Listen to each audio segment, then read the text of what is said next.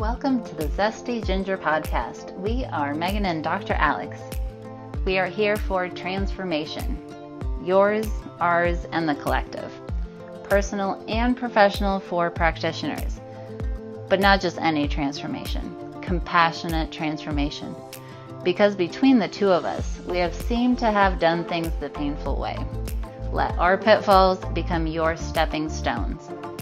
We aren't afraid to share our raw and vulnerable truths in order to help you transform your thinking, your body, your heart, and your soul.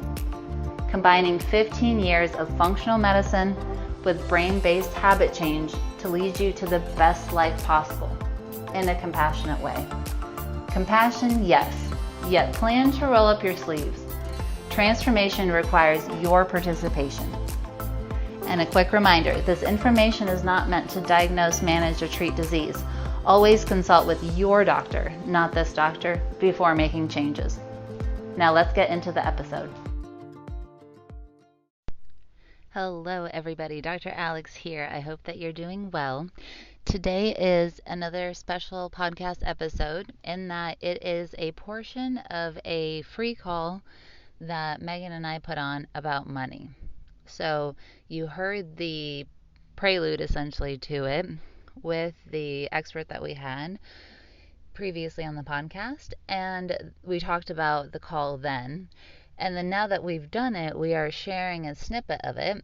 However, this is going to be something that we are going to be repeating because it's such an important topic. Basically, money is always a symptom of other things going on, and that is why we feel strongly that everyone needs to be equipped to manage and create the wealth that they are looking for in the way that makes the most sense for their life. So we're never going to tell anyone what to do, but whatever it is that you need, we believe that you should have it, and that it is a crucial part to having the success and the results and the feelings that you want, like confidence and peace and joy that you're looking for in life. And so money is not something to sleep on. It is not something that's like, oh, I don't really need, all of those things that we do that squirrel away from it a lot of times are not quite so authentic, because usually it comes from a place of, well, I can't have it anyway, so let me justify that. When we actually say, no, this is an important metric, and that I honor what I am creating because I understand that is a symptom of how I am creating, then that becomes an important, crucial discussion and something that is worth prioritizing and fighting for and figuring out to make sure that you have what you need and that you can go help the world from a place of financial abundance. What that looks like for you will be completely up to you, but that's kind of the rub. So check out the podcast episode, and if you're interested, please email us and we will get you the information for the full class. Okay, depending on when you're catching this, that will look a couple different ways. We will keep you posted on the podcast, but for now, reach out to us, support at Zesty Ginger, and we'll get you to the right place to make sure that you can listen to the whole thing, interact, start to get the hypnosis, and go from there. Okay, sending you lots of love, and let's kick it for the call. Okay, when it comes to money, you will need to decide which rules you agree to live by. So ultimately, you're going to hear us talk about this a lot, that you're taking responsibility for your results. It is your responsibility and yours alone. And if you work with clients and customers, it is their responsibility and theirs to actually take the action and get the results. And if you want other results than what you currently have, it's time to think, feel, and act differently. Yep. It is amazing to feel the difference of stepping into getting results for yourself, because a lot of times we do things for others, or we do things that are based in manipulating the world to make us feel good. And getting results takes that out of the equation. It essentially lets us keep going and create something that looks more like, I did this, and that is all. Okay. All right. So the reality is, when it comes to creating abundance in the world, this is the statement that really matters. You magnetize money and I do mean that literally, you draw to yourself the experiences and the actual physical money based off the authenticity of who you are. I'm going to break that down. But that is actually the statement that you all are here for. If you just got that in life, you would be wealthy. So that's really all you need. Yay. But we'll obviously keep going and explain and resource you up. But if you think about attracting wealth to yourself based off the authenticity of who you are, that will take you to all the money and all the results that you could ever want to have in life. What's cool about that is that truths are easy, right? And so when we can break it down to a statement like that, we know that we're on the right track. Okay. So, who are you? Who are you all anyway? We know you're awesome because you're here and you're listening and you're still hanging out with us. So that's awesome. To get to the authenticity of who you are requires understanding your emotional compass. Oh, here comes the emotions. Some of us are excited. Some of us are not. It's all about how you're terrified. And some of us have no idea what emotions even are. That was one of them. Yes. Yeah. So the feelings equals the creation fuel. Okay. Side note, the thoughts often precede feelings. And this is how we are going to know if the thing we're going for is aligned with us. This is how we get feedback from the world about the direction we're going. And when we're making decisions, it's the feelings. And it's actually feeling them and understanding them and tapping into them, then we can get a really quick compass, which I'll share very soon, of how I manifested, and I will use that word because it popped out of nowhere, a lake house, right? Like literally didn't exist. Yeah. Yeah, because who you are is kind of a rough question, right? People ask that all the time, like philosophers, and then they spend their whole life figuring it out. So asking that on any given Tuesday is dicey. So it's helpful to know where to look. The authenticity of who you are is always created by the emotions that we feel, and that leads us to then merging that with science and creation. So none of this really, and we started from the beginning, the science in lieu of this, of creating money, is the same as creating anything. That's why if you can manifest a cup of coffee, you can manifest $1 million.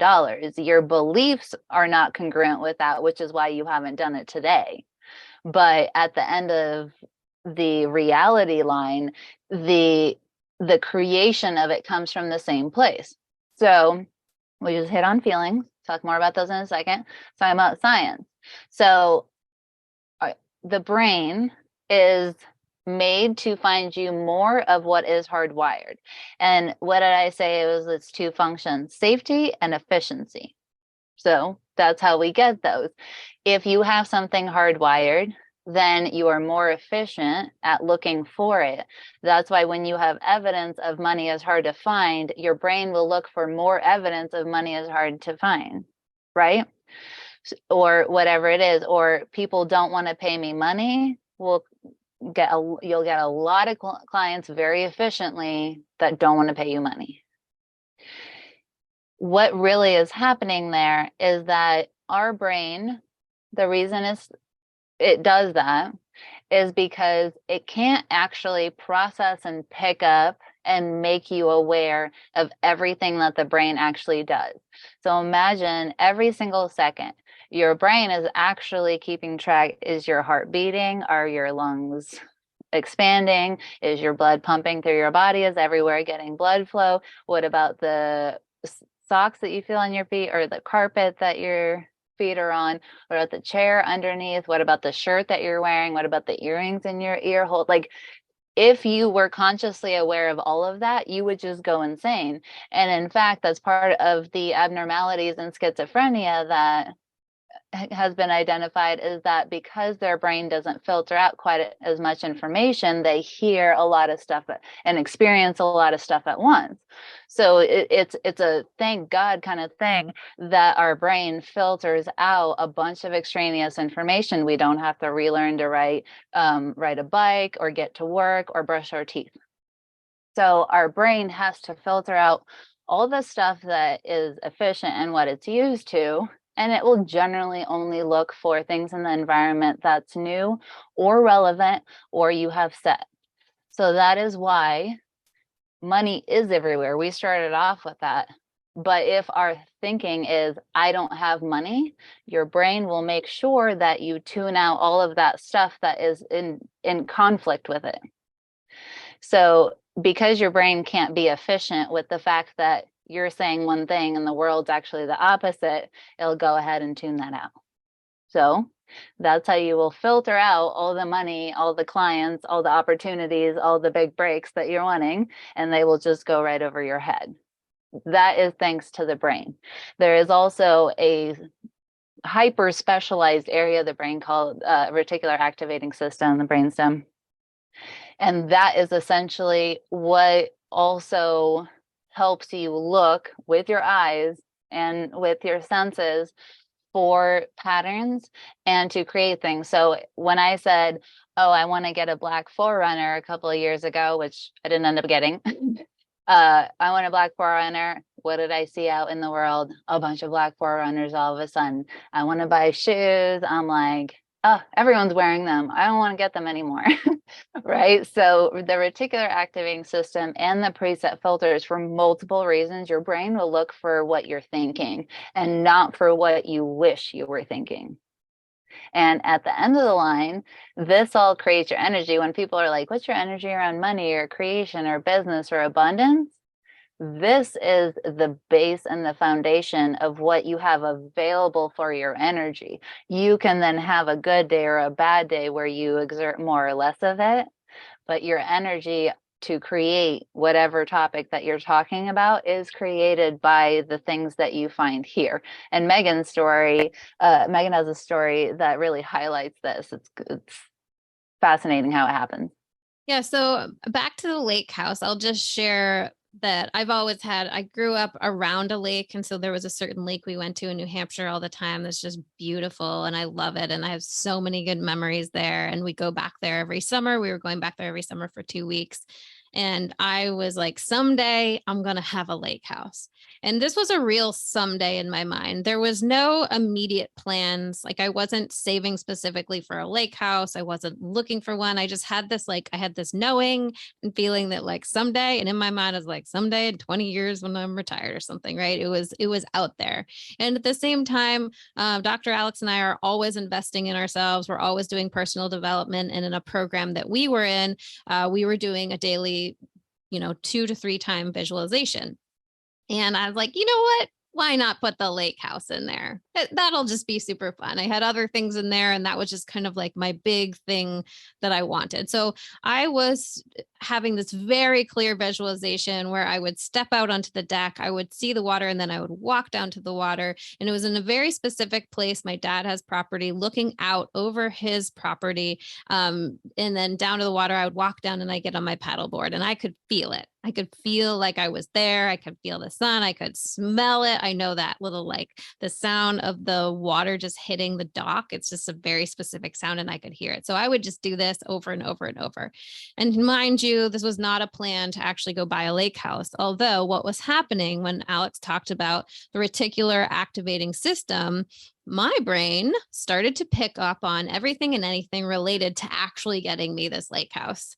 And we were in New Hampshire that summer and just happened to be walking around, and there was a property right above the next property up from where my dad is, happened to be for sale.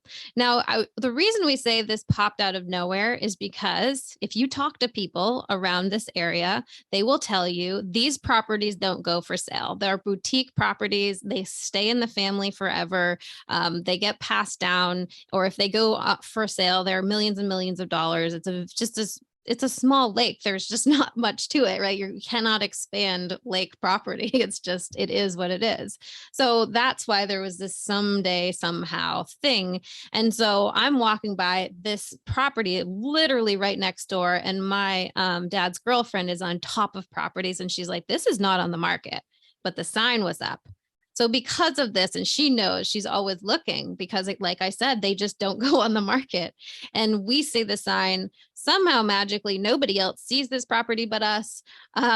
We put an offer in, a really low offer, because they were asking a much larger amount than I was wanting to pay for this. So we put in a low offer, and because nobody had even seen the property, somehow over 4th of July, which is just, it's just, this is the part of the magic where you're starting to realize, like, this was my house. And when I went to the property, I was like, oh my gosh, this is the view I was seeing in my visualization. The only difference is, like, I was kind of seeing it come from the right side over my dad's property, and it's coming from the left. Like, but it was the property. I mean, I didn't know this property existed, but it was the view. And the part of it that kept lining up were the specifics. When I went to get the loan and the amount of money I needed, back to that engineering job, I was like, you know what, I'm going to cash out my whole 401k. And I asked my tax guy, I said, what can I cash out without essentially having to pay fines and fees? Like, what can I take that I put into it? And he said, well, and what I needed was, I needed 154,000 more. That's what I needed. Than like what I could get in loans. And he said, well, he said, you can take out about 163,000. And he said, but let me do the math, the calculations. He's like, you'll owe about 9,000 in taxes. So he's like, that's 154. And I hadn't told him I needed 154. I just said, what can I get max? And it was the number. So that's my brain, like, going out and searching and finding these things that don't even exist, right? That's the energy, that's the quantum field, all these possibilities are there. So after that, I was just like, oh, wow. That was just like a for fun thing. So now I take this stuff very seriously. And at every event, when we ask people to write goals, I'm like, just throw something big on there, because you never know. You just never know. It's all the energy. Totally. So do you hear how people are talking about all the same stuff, looking at them through different lenses, and then arguing about it? Because the finance people are like, no, money is money. And then the manifesting people are like, no, it's energy. And at the end of the line, we're like, it's both. Because here, you just heard in Megan's story, she absolutely used her brain. She used visualization. She showed up first. She did the process. She did the work. She used the strategy. This wasn't like she went and picked up more clients to work herself to the bone to get $154 or $1,000. This was like magically, right? But inherent in that is her brain working. So the science and the woo, it is false and artificial to separate them into two different camps. There is no delineation between science and woo here, because the science and the creation work together, right? Even if we just start out with, how'd you get a brain in the first place, and why is everybody's brain more or less organized in the same way? Well, there's instructions from somewhere, right? There's a template of some sort that exists. So the energy and the science, however it works for you, go for it. Think in that way. But you don't have to worry about, like, what am I manifesting and what am I working for? They are absolutely the same. And that concept alone will make your life easier. So how do we then merge feeling and the brain, right? Well, the truth is that a lot of what we think is then translated from the mental body to the emotional body. And then we feel the reverberation of whichever way our compass is pointing. So when I think I never have enough money and money is hard to make, my emotions then follow that, and it doesn't feel very good. For me, I feel it in the center of my chest. When I think everything's always working out for me and money is always flowing to me, then I feel very differently. I actually feel that in my stomach, in my belly, and in my pelvis, and a little bit in my legs. So it's just a different sensation of where I register the emotions that follow it.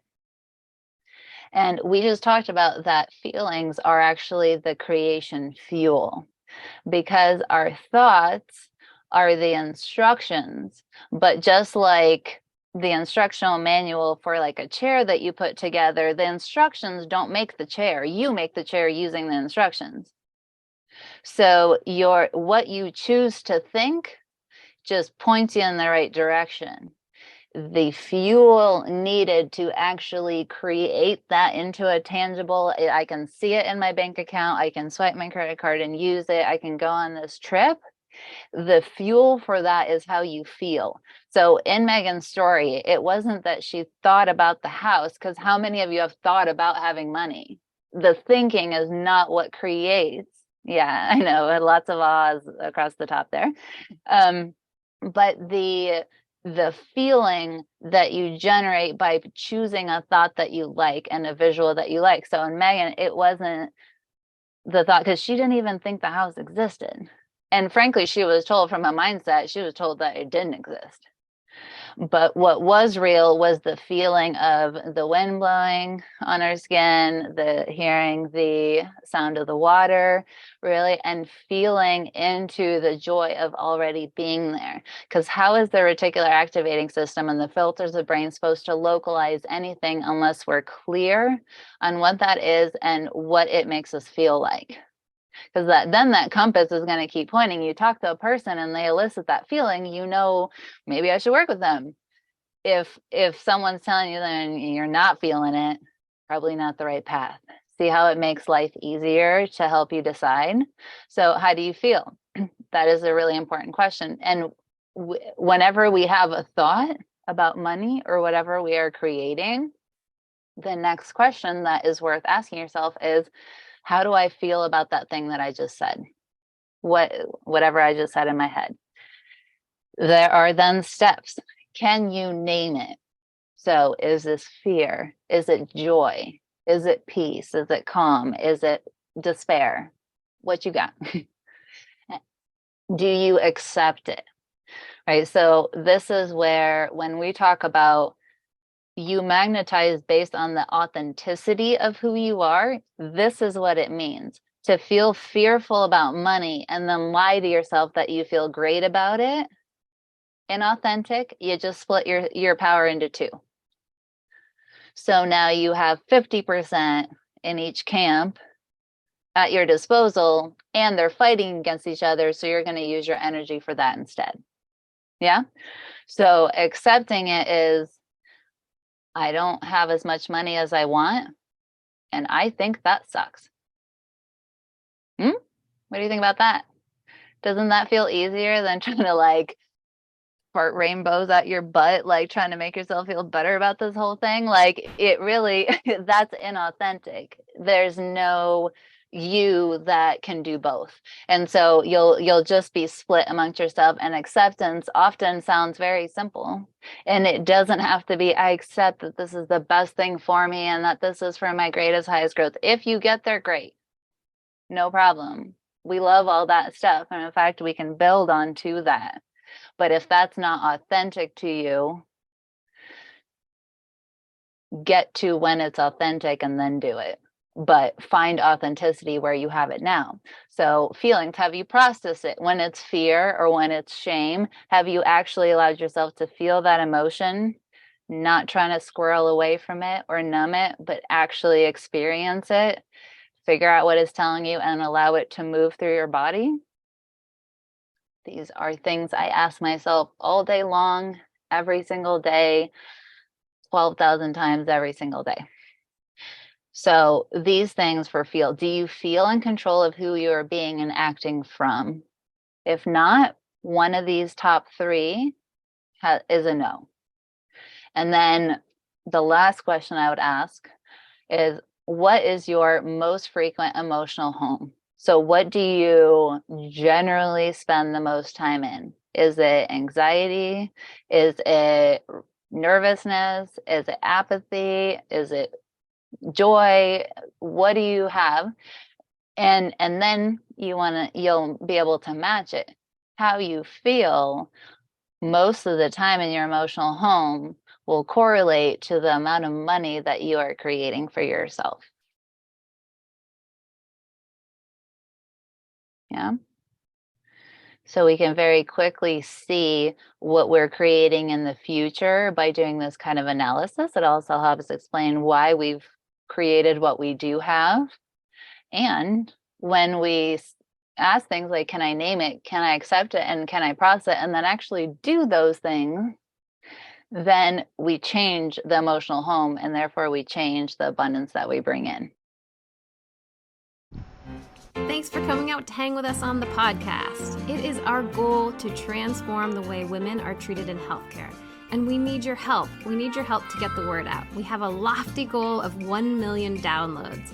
And we know that as this podcast grows, we're going to be able to reach more women, get more amazing speakers for you, and bring the most cutting-edge information. If you found these podcasts helpful, please take a moment to text 5 women you know the link to the series. We appreciate your help so much. Can't wait to see you next time.